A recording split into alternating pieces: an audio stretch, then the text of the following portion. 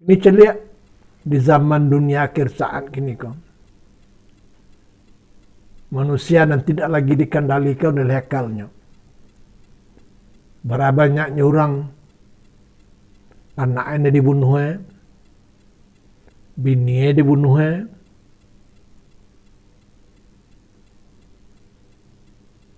bermacam-macam dah dibunuh tadi. Sudah dibunuh, dimutilasi pula, dicancang-cancang. Itu apa sebabnya tu?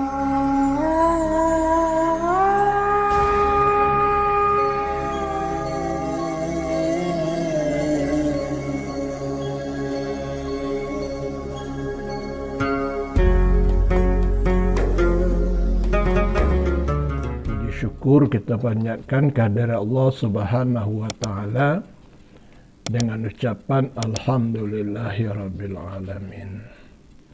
Salawat bering salam kita pohonkan kehariban junjungan kita Nabi besar Muhammad sallallahu alaihi wasallam dengan ucapan Allahumma shalli wa sallim ala sayyidina Muhammad wa ala ali sayyidina Muhammad. Alhamdulillah, kita lanjutkan pengajian. Kini kita mengaji mengenai ilmu tasawuf. Adapun had atau definisi ilmu tasawuf. Jadi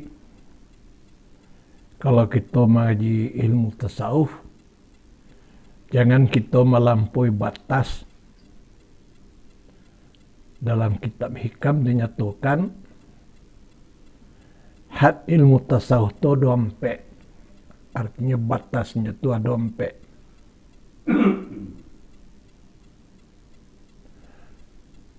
Imam Al-Junaid berkata, nampak itu yang pertama mengenal Allah, sehingga antaramu dengan Allah tidak ada perantara. Hubungan dengan Allah tanpa perantara. Tidak boleh kita dengan Allah yaitu pakai perantara. Ada orang menghubungkan kau dengan Allah. Itu tidak boleh. Hubungan dengan Allah yaitu hubungan langsung tanpa perantara.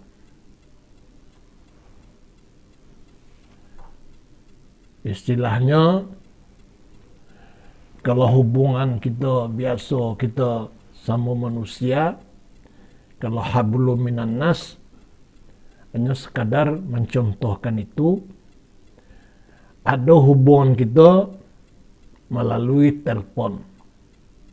Bahkan kini lebih canggih lagi. Jadi kalau hubungan kita telpon kita kepada Allah, yaitu ampe-ampe 3 ampe 2, yaitu 4 yang pertama, yaitu salat zuhur ampe rakaat, ampe yang kedua yaitu salat asar ampe rakaat, 3 yaitu salat maghrib, ampe yaitu salat isya, 2 salat subuh. Apabila kita putus satu, kalau kita menelpon, kita kurangi 1, kita putus 1, tidak kedapet lah dah. Baik itu hubungan kita dengan Allah. Salat kita sehari semalam 5 waktu. Dikurangi 1. Berarti putus hubungan kita dengan Allah. Kita harus menghubungkan diri dengan Allah Subhanahu wa taala tanpa perantara. Jadi kalau kita hubungan kita dengan Allah kalau pakai perantara, itu namanya kita syirik.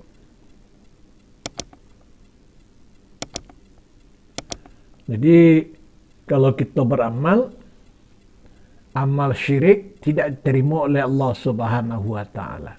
Amal riya hukumnya syirik.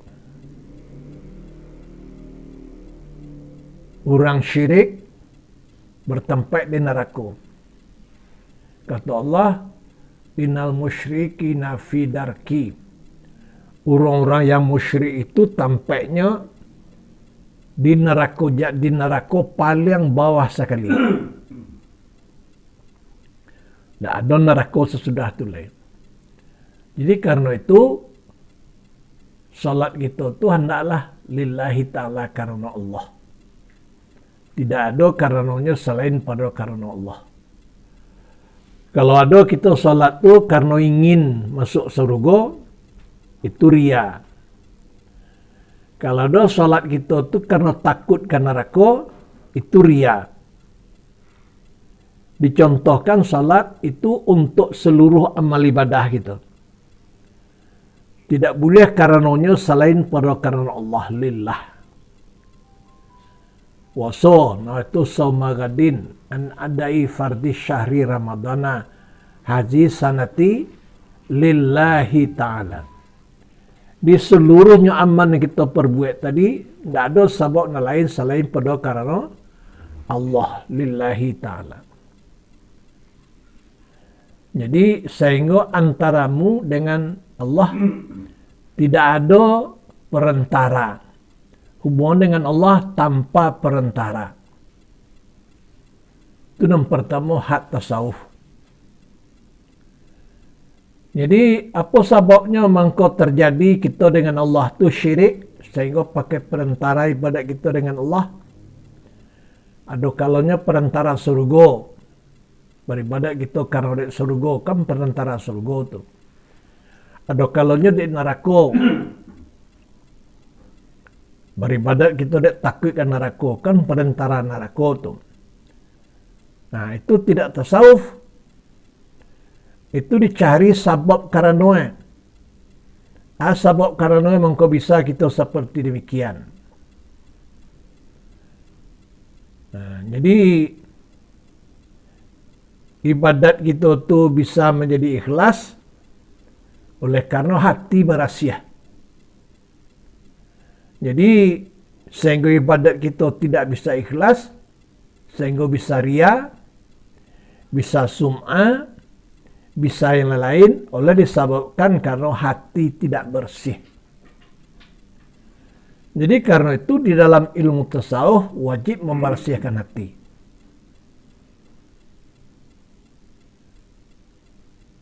Karena dalam hadis Rasulullah, innallaha la yanzuru ila sawarikum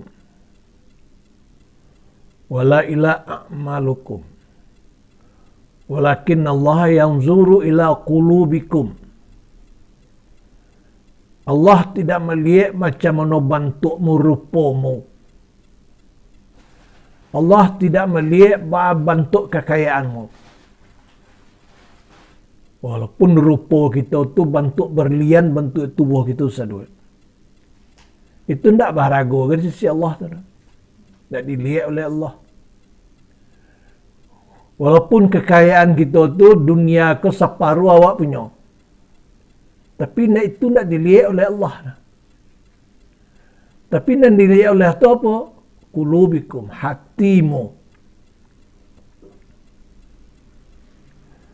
Nah, jadi amal kita menjadi barasiah. Sebab landasan amal itu niat. Dan niat itu bil qalbi, niat itu terletak dalam hati. Apabila hati barasiah, maka niat pun barasiah. Apabila hati kita tu kotor, maka niat pun kotor.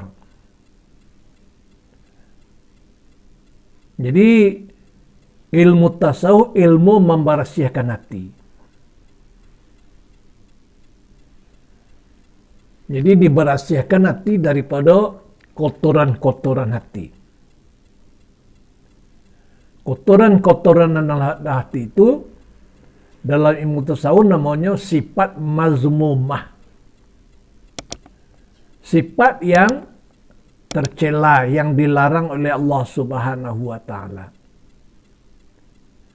Seperti 10 sifat yang mazmumah yang dilarang oleh Allah Subhanahu wa taala. Yaitu sifat kizib. Arti kizib, penduto. Berduto dengan lisan, dengan lidah, berduto dengan hati. Itu sifat yang dicela oleh Allah Subhanahu wa taala. Dan kedua, kutiman. Artinya menyembunyikan apa yang diberi oleh Allah Subhanahu wa taala. Jadi contoh, itu diperinci nikmat Allah dari tubuh kau bara ragu ko. Bukan ratusan juta lah, miliar. Nah, itu mengko dikatakan Allah wa in ta'udu nikmatallah la tuhsuha. Kalau kamu hitung-hitung nikmat Allah tu tidak bisa dihitung. Jadi karena itu apa nikmat yang diberikan Allah kepada awak nanado rasakan besar. Nabi menyuruh kita. Kata Nabi, kalau untuk akhirat, lihat orang yang sukses daripada kamu. Kalau untuk dunia, lihat orang yang kurang darimu. Kamu akan bersyukur kepada Allah Subhanahu wa taala. Kalau untuk akhirat,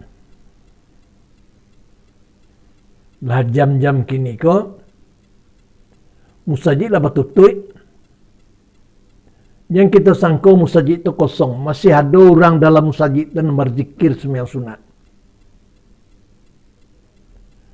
Dengan melihat orang yang taat seperti itu, lebih pada baru terkena terasa jahilnya awak.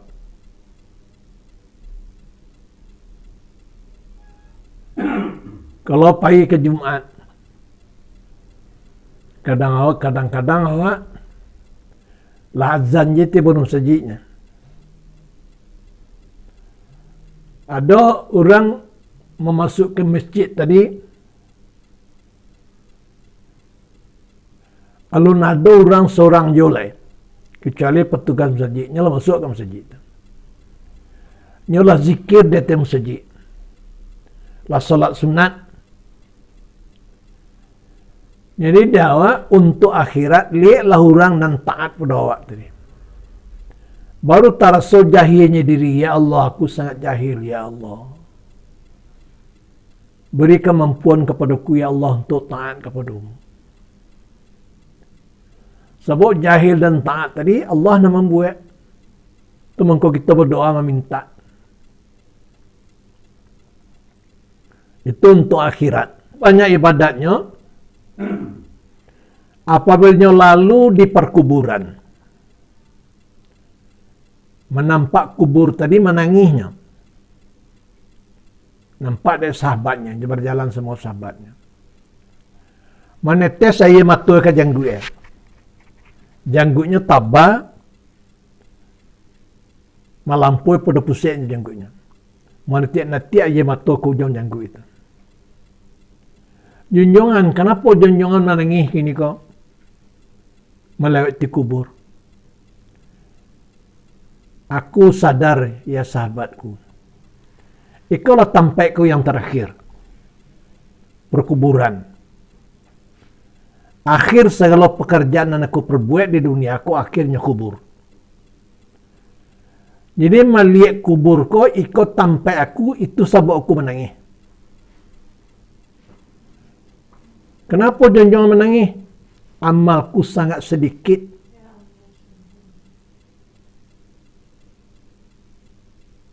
Itu banyak amal ibadatnya terkait itu. membaca Quran 30 juz dalam 3 malam. Sudah itu Joharato. Hampir kini itu biaya-biaya dalam Islam tadi yang diperlukan Rasulullah, ini mengulangi bara pahala itu. Tapi apabila dia melihatkan kubur, dia menangis. Oleh karena apa? Amal ibadat nanakannya perbuat alun cukup untuk dibawa ke kubur lain.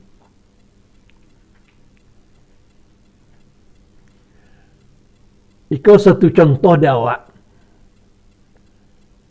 Kalau kita kalau mati dah pasti mati. Cuma bila waktu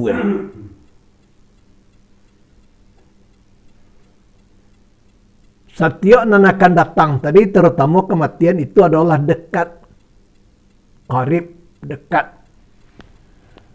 Rasakanlah kematian itu satu dekat di tubuh awak. Satu dekat di diri awak.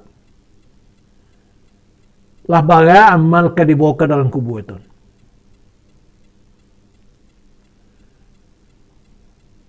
Lapo kali kita dalam sebulan melalui kubur. Bahkan bukan saja melalui kubur. Pai ke kubur menanamkan orang ke dalam kubur. Selalu kebiasaan kita. Tapi tidak mengambil iktibar, tidak mengambil pelajaran. Seorang nan menghantarkan mayat ke kubur, tapi kok bukan mayat keluarganya, tapi menangisnya. Sambil memikul mayat itu menangis. Siapa orang tak kata? Kecuali mayat yang dipikul itu kok mayat anaknya, kok mayat istrinya, kok mayat induknya kayak ia menangis. Tapi orang lain mananya menangisnya memikul. Kalau ditanya kayak kenapa Tuhan menangis? Aku kini ke kapai ke kubur. Kok aku ingat diriku akan masuk ke kubur. Apa kau nasib aku tiba dalam kubur? Tanya orang ke Utsman, kenapa Tuhan menangis memikirkan kubur? Tidak menangis memikir mahsyar. Tidak menangis memikirkan neraka. Kata Utsman, sama sekali itu azab di mahsyar, azab neraka, awalnya kubur kolahnya. Apabila seseorang selamat di dalam kubur, selamat di mahsyar, selamat dari neraka. Kalau seseorang diazab di kubur kok, diazab di mahsyar, diazab sampai ke neraka. Itu mengkoikon yang pernah aku tangihkan awalnya kau aja. Bisakah aku selamat sekau tidak? Jadi Utsman bin Affan ibadatnya tidak ternilai-nilai, ibadat di dirinya, ibadat di jasadnya, di tubuhnya tidak ternilai-nilai, tapi selalu seperti itu menangis. Karena takut. Kemudian kata Utsman, kalau nanti di mahsyar kita beramai-ramai, seluruh manusia berhimpun di mahsyar tadinya. Kok sakit ya semua sakit. Tapi di kubur nak ada kawan dah. Di kubur apa kawan cacing tidaknya. Tak bisa dilawan mengecek dah. Itu mangkonya sangat dan sangat dipikirnya kubur. Awal azab di sana terletaknya. Jadi kita tuh mari ajak diri kita untuk berfikir, itu yang pertama. Dan kedua, melakukan semua akhlak yang baik menurut sunnah Rasul dan meninggalkan semua akhlak yang rendah. Akhlak yang baik dinamakan akhlakul karimah. Akhlak yang baik, akhlak yang mulia. Itu dilakukan seluruh akhlak yang baik tadi. Nah, menurut sunnah Rasulullah. Jadi tingkah laku kita, perbuatan kita sehari-hari betul-betul menurut sunnah Rasulullah. Berjalan kita menurut apa bentuk perjalanan Nabi, sunnah Rasulullah. Duduk kita menurut sunnah Rasulullah. Makan kita menurut sunnah Rasulullah. Minum menurut sunnah Rasulullah. Tidur menurut sunnah Rasulullah. Nah, itu yang kedua definisi ilmu tasawuf atau hadnya. Meninggalkan semua akhlak yang rendah. Seluruh akhlak yang rendah, akhlak yang tercela dan mungkin buruk dalam pandangan manusia, itu seluruhnya ditinggalkan.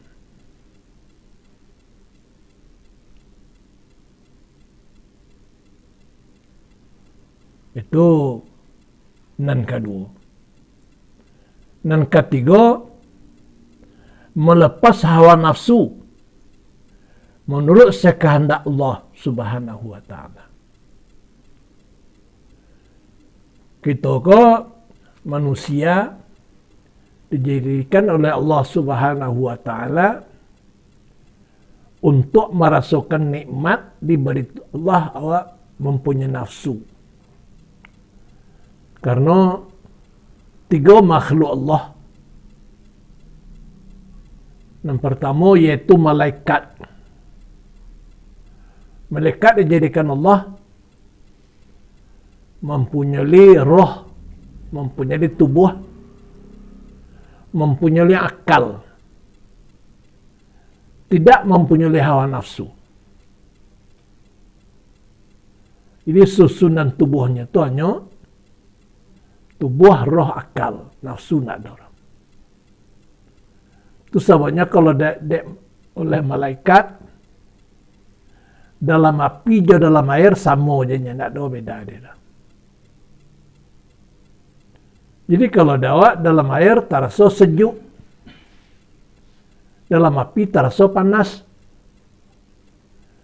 Nah merasakan haus jo lapar, itu manusia, malaikat tak ada.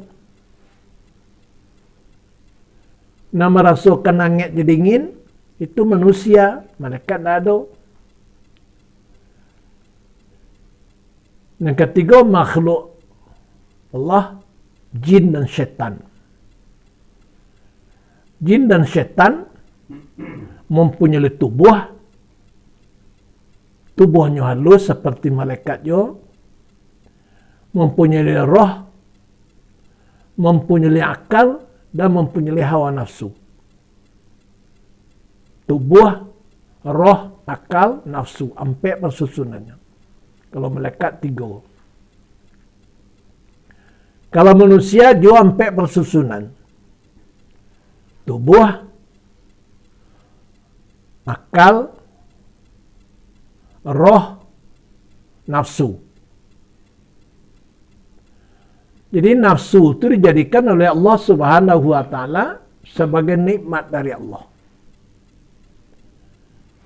Kalau tidak ada nafsu tadi, kita nak merasakan kesenangan dunia. Lapeh dunia kalau kita orang taat, masuk ke surga. Kalau tidak ada nafsu tadi, hawa nafsu, tidak akan merasakan nikmat surga. Jadi hawa nafsu itu nikmat dari Allah Subhanahu wa taala. Tapi bilanya engkau menjadi nikmat dari Allah Subhanahu wa taala, apabila bisa dikendalikan akal. Jadi hawa nafsu itu kalau bisa dikendalikan oleh akal, itu menjadi nikmat.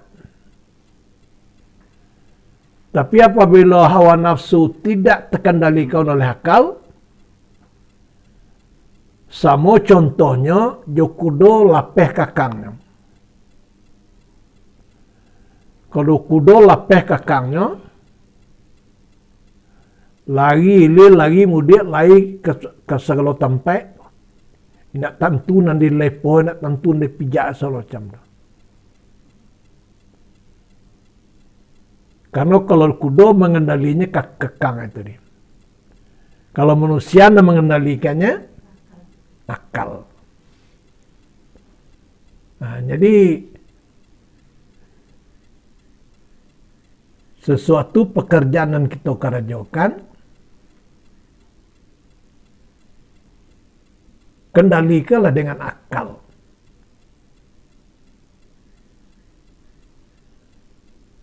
Jadi bukan kita tu dilarang mempunyai hawa nafsu. Kalau kita nak mempunyai hawa nafsu, tak ada nikmat dewa. Itu macam malaikat dalam api sama dia. Kalau ditanya ke malaikat penjaga neraka, ditanya pula ke malaikat penjaga surga, sama aja. Dalam neraka itu, di dalam surga sama aja. Nah, oleh karena apa? Hawa nafsunya itu tidak ada. Cuma ada akalnya saja. Jadi akalnya itu dan selalu patuh dan taat kepada Allah Subhanahu wa taala. Tidak pernah durhaka. Patuh taat kepada Allah Subhanahu wa taala. Jadi dan kita diberi Allah mempunyai akal, jadikanlah akal kita itu mengendalikan daripada hawa nafsu kita.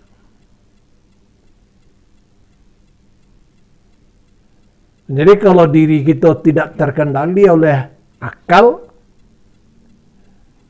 sama contohnya seperti nambo kecian tadi, jokudo lapeh kakangnya.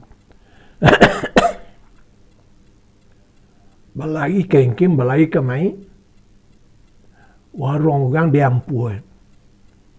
Umah orang bisa diampuh. Karena nak ada pengendalian. Nah, kini celik di zaman dunia akhir saat kini kau. Manusia dan tidak lagi dikendalikan oleh akalnya. Berapa banyaknya orang anaknya dibunuh, bininya dibunuh,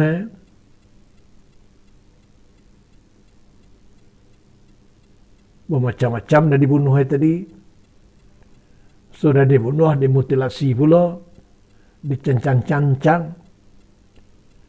Itu apa sebabnya tu? Karena akalnya itulah hilang. Nah, sehingganya tubuh itu tidak ada tukang kenalin tubuh ini. Sebab nak mengendalikan tubuh kita adalah akal. Jadi jadikanlah diri kita itu terkendali oleh akal. Jangan diri kita itu dikendalikan oleh hawa nafsu. Tapi jadikanlah diri kita itu dikendalikan oleh akal. Kalau kita kan memang Allah mengagih pakai nafsu. Sebab kalau hewan nafsunya cieknya.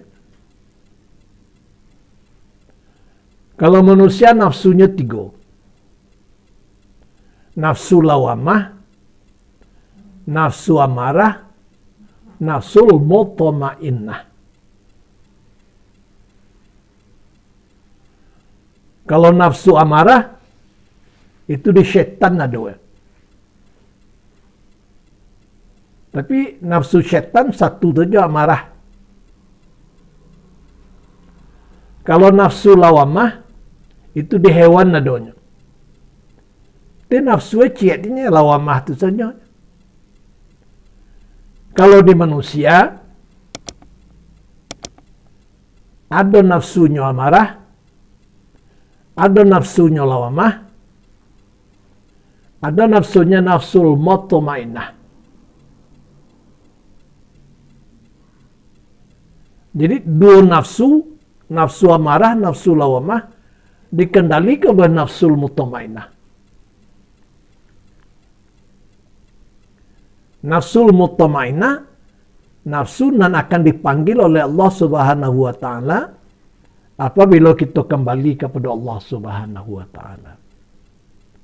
Sebagaimana kata Allah, ya ayat Tuhan nafsul mutmainnah, irji'i ila rabbiki radiyatan mardiyah, padkhuli fi ibadi wadkhuli jannati.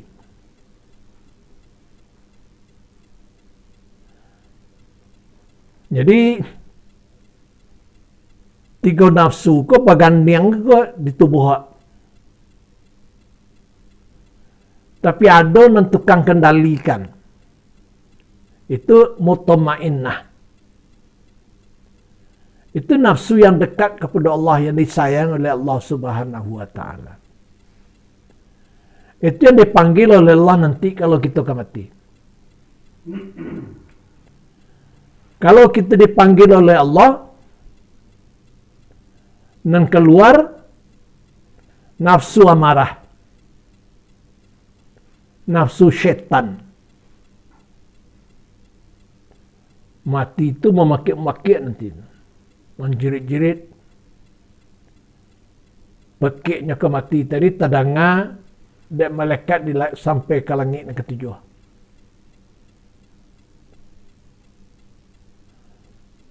Kalau nafsu itu dekat dan dipakai nafsu lawamah, itu seperti contoh tadi, kudo nalapeh kekang tadi. Tak tekan dalian lain. Tapi kedua-dua nafsu itu ada, tapi ada yang mendampingi dan mengendalikannya nafsu mutmainnah.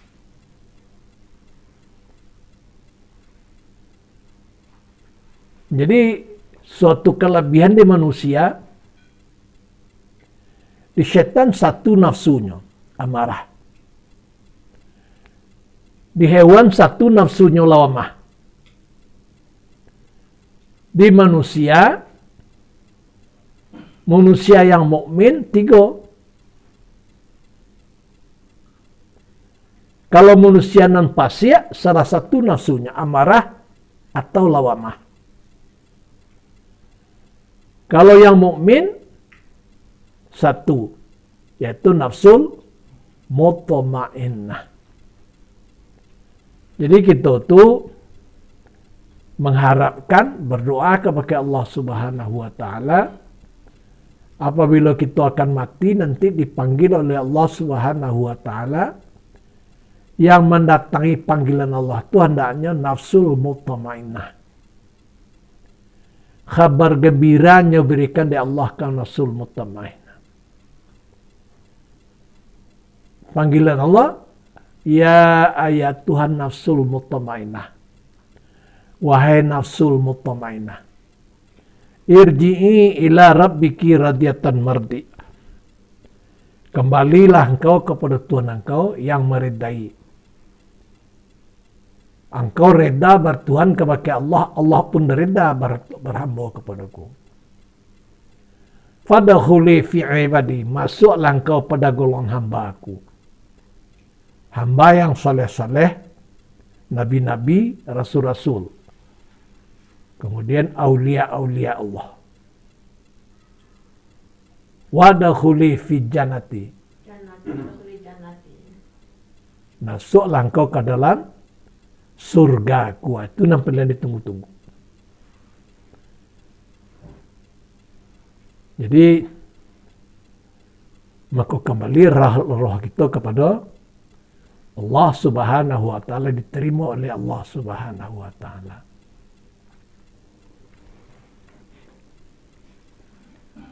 Jadi menurut sekehendak Allah.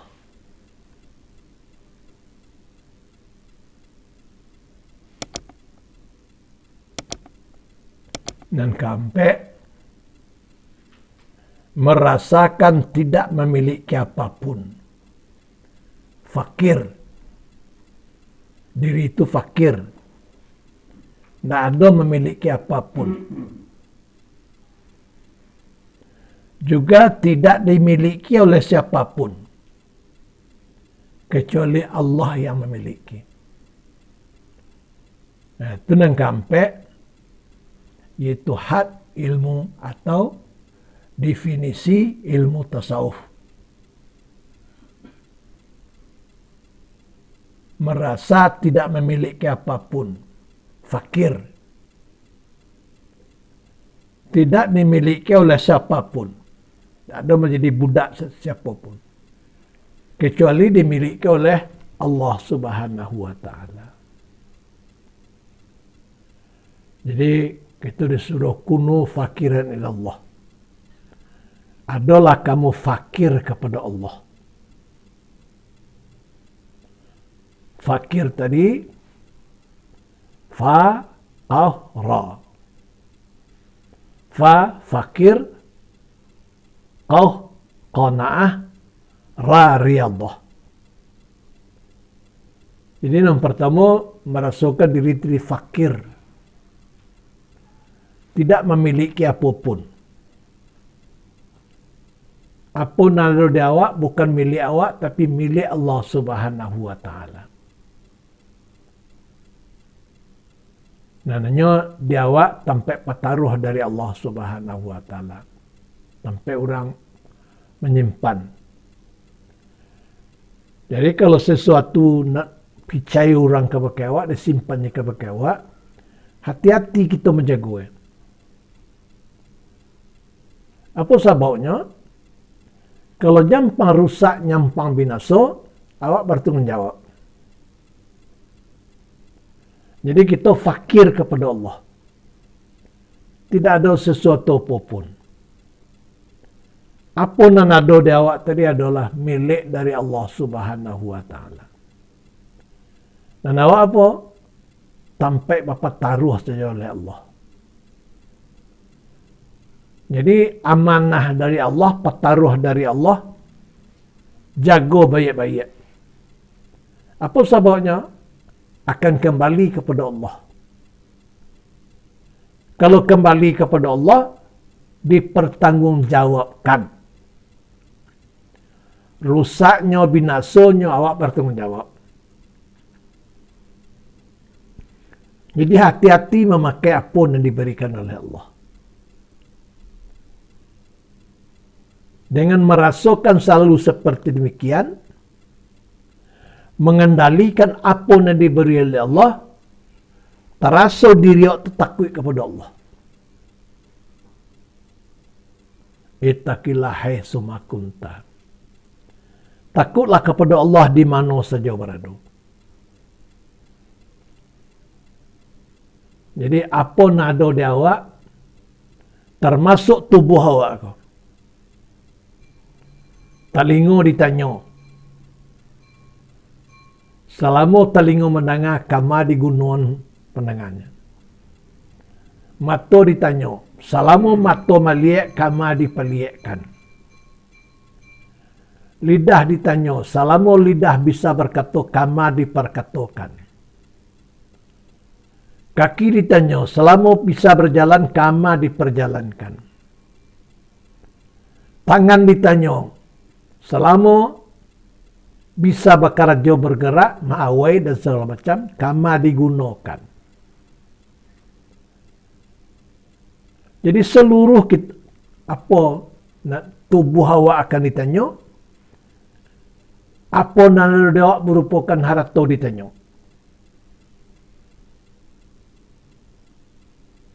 Jadi akan dipertanggungjawabkan. Jadi pandai-pandai kita memakai apa yang diamanahkan Allah. Jadi dengan pandai-pandai kita tadi, terasa memakai apa yang manahkan Allah tadi, menjadikan diri kita takut kepada Allah, sempurna takut. Mama kau takut, kok sampai rusak, kok sampai binasa, jua akan diganti. Awak fakir tak ada sebagai jua. Tapi ada awak diberinya oleh Allah, dipinjami, sampai dititipkan. Jadi tidak gadang nanti dah. Memakai titipan dari Allah tadi, tidak gadang nanti dah.